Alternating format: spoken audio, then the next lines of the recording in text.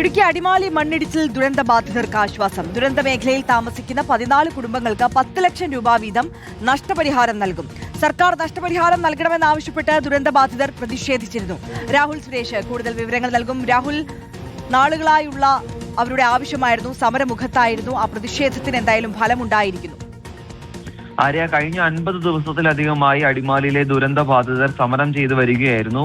2 ദിവസം മുമ്പാണ് ഈ സമരം ചർച്ചയെ തുടർന്ന് അവസാനിപ്പിച്ചത്. അപ്പോഴും ഓണത്തിന് മുമ്പ് ഇവർക്ക് നഷ്ടപരിഹാരമായിട്ടുള്ള 10 ലക്ഷം രൂപ നൽകാം എന്ന ഉറപ്പ് നൽകിയിരുന്നു. അതേ തുടർന്നാണ് കഴിഞ്ഞ ദിവസം ഈ സമരം അവസാനിപ്പിക്കുകയും ചെയ്തത്. എന്തായാലും സമരം അവസാനിപ്പിച്ച് 2 ദിവസം പിന്നിടുമ്പോൾ സർക്കാർ പ്രഖ്യാപിച്ച 10 ലക്ഷം രൂപ 14 കുടുംബങ്ങൾക്ക് ലഭിച്ചിരിക്കുകയാണ്. അവരെ സംബന്ധിച്ചിടത്തോളം ഏറ്റവും വലിയ ആശ്വാസമാണ്. കാരണം പൈസ ലഭിക്കാത്തതിനെ തുടർന്ന് 2 ഘട്ടങ്ങളിലായി അനിശ്ചിതകാല സമരം ആരംഭിക്കുകയും ചെയ്തിരുന്നു.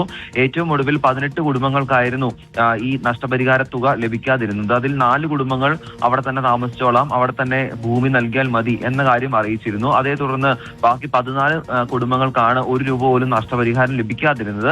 ആ 14 കുടുംബങ്ങൾക്ക് 10 ലക്ഷം രൂപ വീതം നഷ്ടപരിഹാരം അനുവദിച്ചുകൊണ്ട് ഇന്ന് ഉച്ചയ്ക്ക് ശേഷമാണ് ഉത്തരവ് പുറത്തിറങ്ങുകയും ചെയ്തിരിക്കുന്നത്.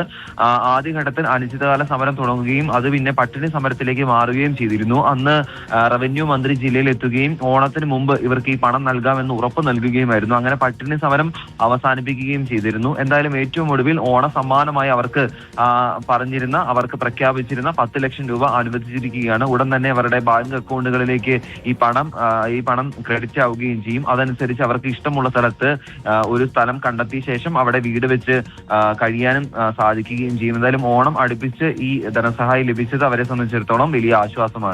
ആര്യ, തീർച്ചയായും രാഹുൽ സുരേഷാണ് ഇടുക്കിയിൽ നിന്ന് വിവരങ്ങൾ നൽകിയത്.